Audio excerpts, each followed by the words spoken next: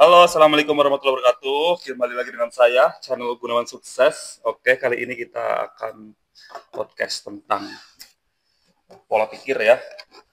Pola pikir itu menentukan ketakutan juga loh. Gimana tuh contohnya, Mas Gunawan? Gini, kamu tahu nggak, kita di Indonesia pernah kepikiran nggak sih takut dengan yang namanya vampir atau zombie? Iya. Ya, kalau kita sudah terlalu sering nonton film horor barat mungkin ya, itu pastilah ada ketakutan di situ gitu. Cuma ketika memang yang kita konsumsi atau kita nggak punya konsep dengan ketakutan itu, ya kita nggak mungkin takut lah. Nih, Seperti itu. orang Jawa akan lebih takut dengan genderuwo daripada zombie. Ya, Kenapa itu bisa terjadi? Tahu nggak? ya karena locality mungkin. Nah, Ya, sekarang gini, di Indonesia orang akan takut yang namanya wanita putih, ya kan? Disebut apa? kuntilanak. Nah, betul. Ya, Tapi kenapa orang luar negeri atau orang katakanlah orang bule ya. itu nggak takut? Itu kenapa? Hmm, Karena dia tidak terdoktrin. betul. Takut pun dengan Nah, begitu juga sebaliknya. Teman saya, orang Indonesia merantau ke luar negeri.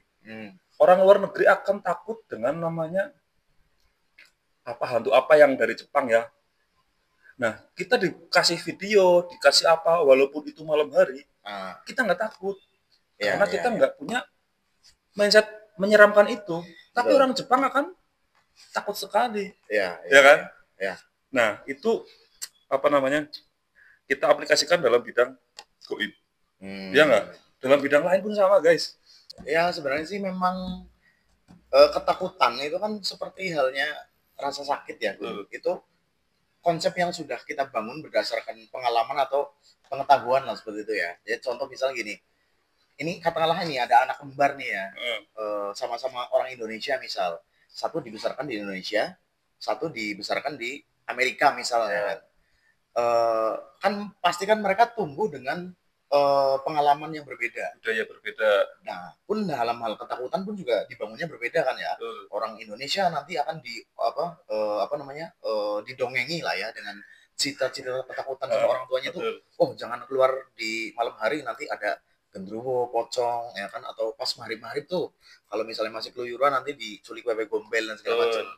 Itu pun sama di luar negeri juga, orang tuanya juga akan memberikan pemahaman yang berbeda dengan budaya setempat yang berlaku di situ. Misalkan nggak mungkin dong orang Amerika jangan keluar mari-mari nanti dicolong wewe gombel, nggak tahu apa itu wewe gombel gitu. Nah, itu mungkin yang membangun persepsi ketakutan di benak anak-anak kita lah ya, gitu kan. Ibaratnya di anak Indonesia ya memang karena dibangunnya ketakutan untuk malu-malu gaib seperti itu, jadi ketika gede, oh orang udah notice, oh ini loh orang yang hal yang harus kita takuti itu ini. Hantu yang harus kita takuti ini, jenis-jenisnya ini gitu. Nah, masing-masing negara, masing-masing daerah itu punya konsep ketakutan yang berbeda-beda gitu. Itu kan nanti ada hubungannya sama mitos. Betul. Nanti udah hubungannya sama pamali itu. Nah, termasuk sederhana itu kayak jenis-jenis hantu yang memang hanya ada di negara tertentu tapi nggak ada di negara lain seperti itu. Ini kan sama halnya dengan ketakutan kita terhadap sesuatu yang harusnya kita melangkah takut. Itu kenapa? Kayak contoh, kita takut memulai usaha, kita takut terjun ke bisnis A, kita takut untuk berbisnis, kita takut apa, dan itu udah pasti satu emang ada privilege di belakang itu, ya kan? Kalau kita nggak punya privilege atau dorongan dari belakang, kita akan cenderung takut untuk melakukan hal-hal baru. Contoh kita usaha, kita akan takut, ya kan? Ya betul kan? Itu sama dengan yang contoh tadi ya, betul ya?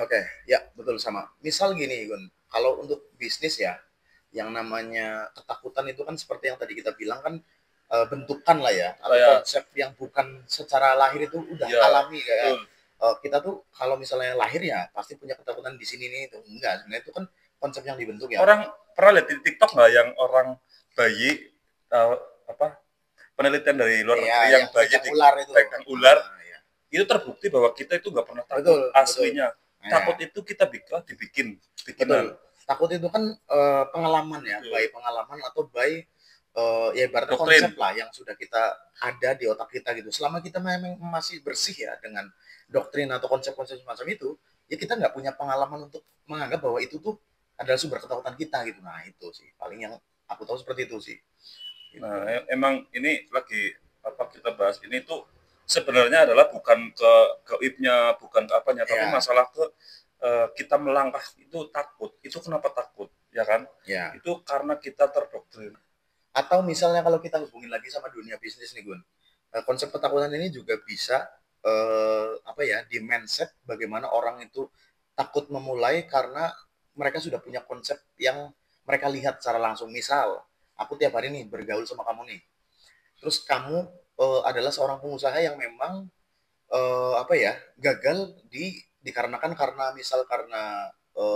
modal misalnya kurang gitu, atau ketika kamu kesulitan mencari pelanggan atau pembeli, nah ternyata kamu gagal di bisnis karena hal itu gitu. Nah aku sebagai orang yang tiap hari melihat bisnismu seperti itu, terus ingin memulai, kayak mikir Gunawan aja memulai bisnis aja gagal gitu gara-gara nggak laku lah, gara-gara sulit mencari pelanggan lah apa segala macam. Nah aku yang tiap hari melihat kamu seperti itu, jadi aku mikir, ternyata bisnis ada ketakutan nanti di sini. Jadi nanti itu yang mempengaruhi aku untuk nggak memulai bisnis karena aku udah melihat kamu gitu. Padahal ketika aku praktekin mungkin beda cerita, beda case, beda hasil gitu kan. Nah, itu juga salah satunya mungkin itu Gun. Jadi kenapa orang yang punya ketakutan dan apa ya ibaratnya sampai menggagalkan langkahnya dia untuk maju, langkah pertama nggak dilalui. Betul. Nah akhirnya kan selamanya juga nggak akan memulai gitu karena alasannya janganlah nanti kayak teman saya juga gitu, janganlah orang tua saya juga udah nyoba pasti gitu.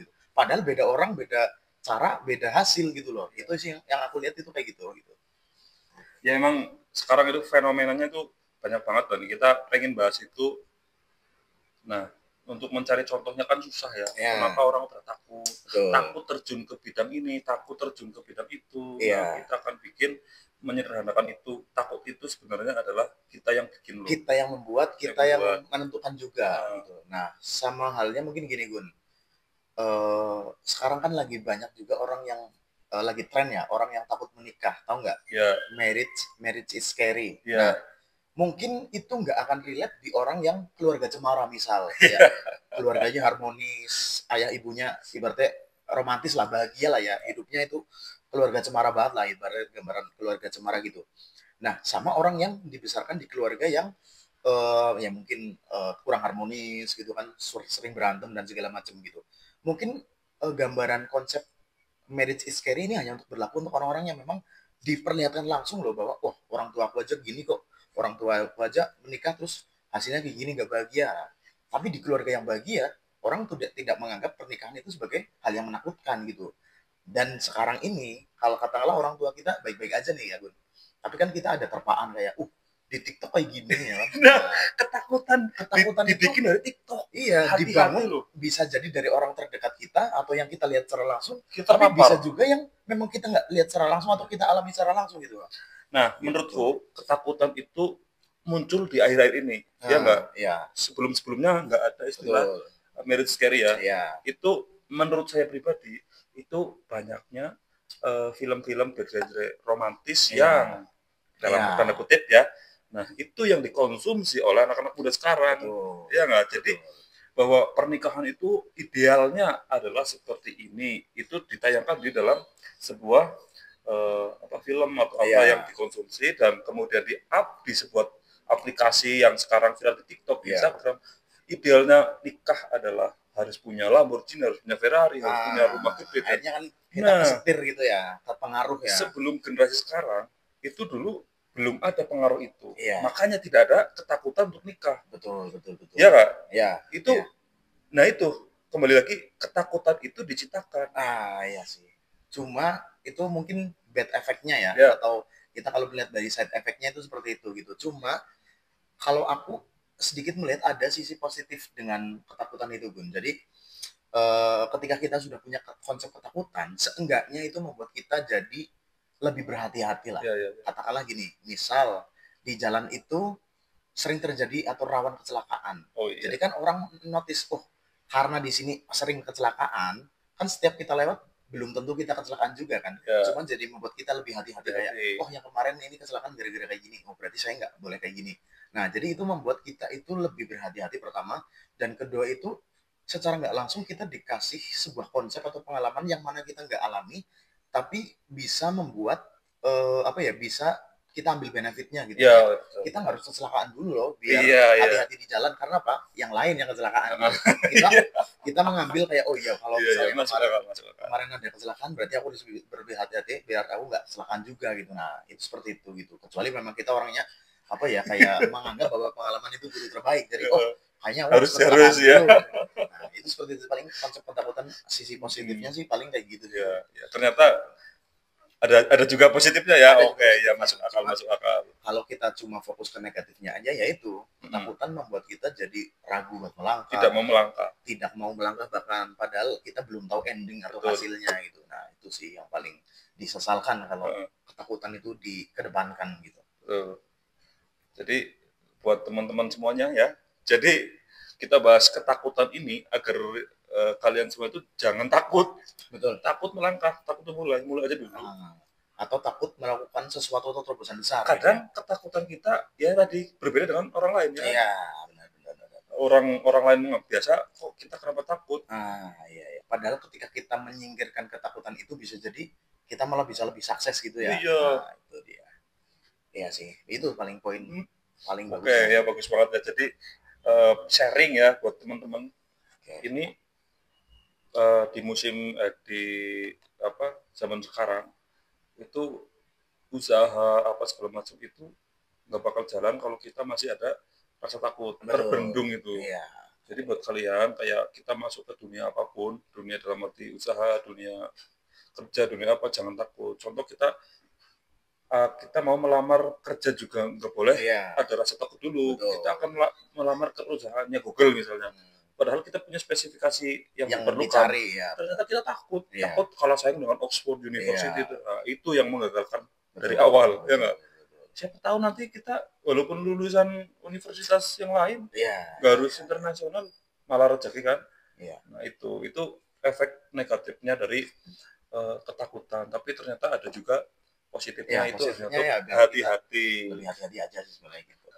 Untuk pengalaman sih mungkin bagus ya, dalam arti gini, kalau misalnya kita takut dan dihadapi dengan cara kita lebih berhati-hati, tapi kita tetap mau memulai, itu malah bagus gitu. Misalnya gini, oh ya aku takut bisnis, aku mau bisnis, tapi aku punya konsep ketakutan bahwa nanti bisnis itu bisa gagal karena kita kekurangan modal atau karena kita nggak bisa meng-hire profesional atau kita nggak bisa nyari pelanggan baru gitu. Nah, kalau kita bisa mengelola rasa takut itu dengan cara mencari solusi buat ketakutan itu, kan berarti udah kan ibaratnya cash close lah ya, berarti terselesaikan gitu. Nah, tapi dengan catatan kita mau memulai gitu, walaupun kita sudah punya ketakutan, tapi kita tetap mau mulai lah ya. Dengan jalan kita nanti bakalan menemukan solusi untuk ketakutan itu gitu. Tadi dengan analogi yang tadi di tempat ini rawan kecelakaan, kita juga tetap harus lewat kan, walaupun takut. Kalau misalnya kita harus lewat, putar balik kan itu ibaratnya kita nggak ngambil chance itu kan, berarti bisa jadi jalannya lebih jauh atau bisa jadi putar balik pun juga nggak menghilangkan resiko bahwa dimanapun bisa terjadi kecelakaan. Memang ada titik kehati-hatian, cuma tetap harus dilawan orang. Analogi yang tadi ya, tempat yang rawan aja kita tetap harus lewat kan, tetap harus dilalui kan. Ya itu seperti itu sih, analogi yang cocok sih seperti itu. Jadi memang intinya jangan sampai ketakutan itu membuat kita untuk tidak melangkah gitu, atau tidak melakukan apapun gitu. Jadi jangan sampai kita cuma berbekal rasa takut, habis itu kita cari aman, ya udah mending gak usah sekali. Nah itu juga sama, kita nanti akan menemukan ketakutan yang lain juga dengan cara kita menghindari langkah yang akan kita ambil itu gitu loh. Oh ya, jangan lupa di follow ya Instagram saya dan Instagramnya Mas Faisal. Di sini ada linknya. Ini mantan penyiar radio, jadi wah keren, dan untuk orang Purwokerto harusnya kenal dia. Orang Purwokerto harusnya kenal dia. Saya tidak sebesar itu. Oke guys, terima kasih, kita sharingnya sudah dilihat, sudah tonton. Jangan lupa subscribe, like, dan komen untuk apa yang saya lakukan, akan aku bikinkan video. Oke, terima kasih, jangan lupa subscribe.